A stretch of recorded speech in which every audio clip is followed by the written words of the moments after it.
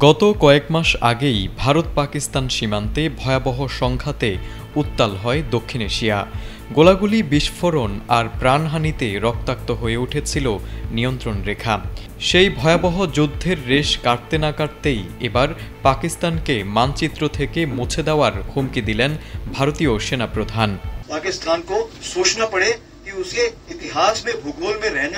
শুক্রবার রাজস্থানের একটি সামরিক ঘাঁটিতে বক্তব্য দিতে গিয়ে ভারতের সেনাপ্রধান জেনারেল দ্বিবেদী বলেন, পাকিস্তান যদি মানচিত্রে নিজের অবস্থান ধরে রাখতে চায় তবে রাষ্ট্রীয় মদদের সন্ত্রাসবাদ অবশ্যই বন্ধ করতে হবে।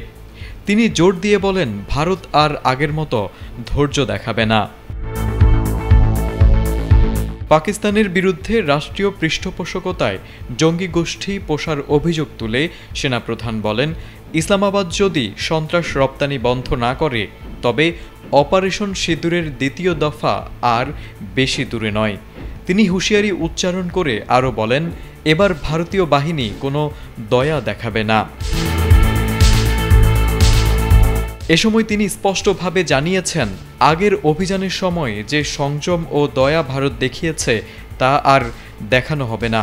এবার এমন পদক্ষেপ ভারত নেবে যা পাকিস্তানকে ভাবতে বাধ্য করবে তারা সত্যিই মানচিত্রে নিজেদের অবস্থান ধরে রাখতে চায় কিনা।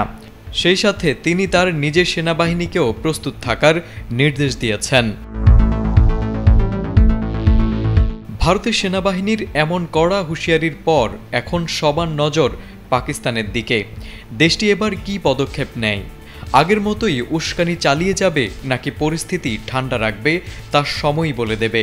তবে সীমান্তে যে নতুন করে যুদ্ধের আভাস মিলছে তা আর অস্বীকার করার উপায় নেই। তারেক আজিজ, এটিএন বাংলা।